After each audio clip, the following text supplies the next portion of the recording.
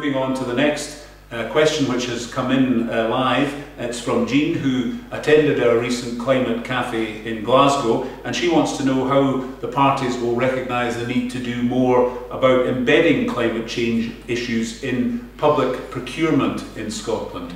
Patrick Harvey, what would you say on that point? Well, I think there needs to be legislation on procurement. There have been some good examples, islands of excellence you might call them. That was the phrase that was used way back in the second session of Parliament when the Greens brought a debate on green procurement. The EU rules had just changed and we wanted to encourage the idea that Scottish public sector bodies should be using the flexibility they had now to do green procurement, to make that the norm, to make it the universal. Instead, it remains, I'm afraid, a few islands of excellence. There are good examples out there, but they're not yet the norm. We need to be encouraging, not just through legislation, but also through training for procurement officers, an understanding of the need to unbundle some of the massive procurement contracts. You know, there has been a tendency to bundle up lots of public contracts into a single contract that's far too big for small local businesses to bid for.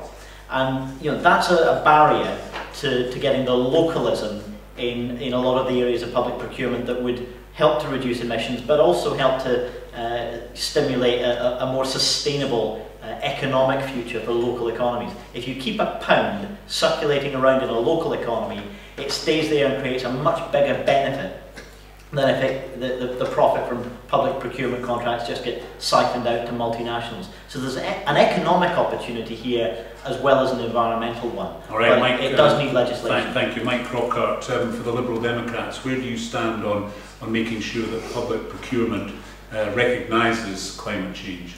I mean, I have to agree entirely with what Patrick has just said. The Scottish Government spends £9 billion in buying goods and services through public procurement. That's a massive ability to change behaviours. But at present, those contracts are too centralised, they're too large, because in general contracts have been joined together to enable economies of scale, to enable larger companies to bid. But what that means is it effectively squeezes Scottish companies, Scottish small businesses, Scottish charities and social enterprises out of the market. And in a lot of cases it's precisely those smaller companies and charities that are doing the innovative work that would actually bring in a greater attention to climate change. So, you know, I think we have to move away from centralised contracts, we move away from aggregating contracts together and become much more localised and smaller contracts. All right, I think the next question, which I'll give in a moment, shows that people online tonight are feeding off the answers, which is fantastic, and I hope you can keep the questions coming. And I think this is an associated question, and it comes from the delightfully named Mr. Slow, who's live online tonight, and he wants to know how you are all going to ensure that local authorities play their part in reducing carbon, because he thinks a number of the measures being proposed are not within the Parliament's control. So Shirley-Ann Somerville, what would you and the Scottish National Party do to effectively encourage or ensure that local authorities played their part where appropriate? Well, there are obviously some parts of the Climate Change Act which give public duties to public bodies to ensure that they actually deliver on those climate change targets that are within the Act in general. What we do have to look at is how we want to work with the public sector, and the SNP administration, when it came in, did very much want to try and change the agenda that we had in Scotland, where it was very much seen as a top-down approach, where central government told local communities what to do, and that's why the Concordat was set up with local authorities. It's why we changed the way we do things with single outcome agreements.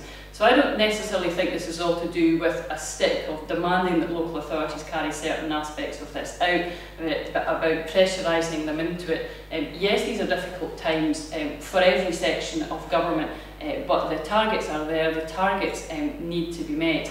And we will do that in partnership with local authorities, to ensure that we deliver on that. Procurement is one aspect of it. We know that there are a number of local authorities that really lead the way on this, that take the opportunity. We know that there are others out there, and this is not a party political issue. This is across the parties across Scotland and indeed the UK, who unfortunately use legislation, European legislation, as an excuse not to look at localism, not to look at green procurement, and we need to get past that. So there is aspects where we perhaps need to change things centrally to ensure that those type of excuses don't happen, because they still are happening too often. Patrick Harvey, can the Scottish Greens use whatever influence you have in the next Parliament to make sure that local authorities play their part, or is that rather difficult? Well, yeah, we'll do our very best to use whatever influence the voters choose to give us on all of these issues. But I agree in principle with what Charlie-Anne was saying, but there's a problem there. The SNP did try and take a more empowering approach with local councils by unring-fencing their budgets.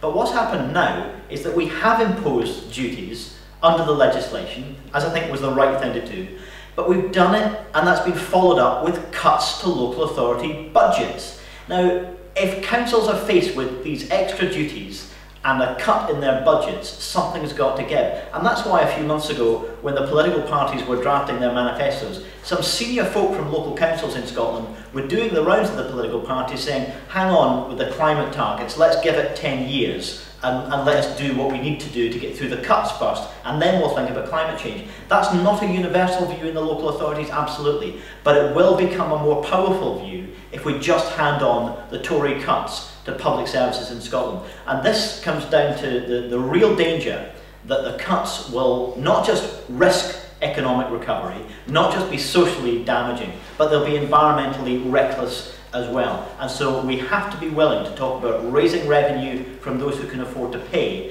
to offset those cuts if we're serious about investing in the low carbon future that every political party says on paper they want to see.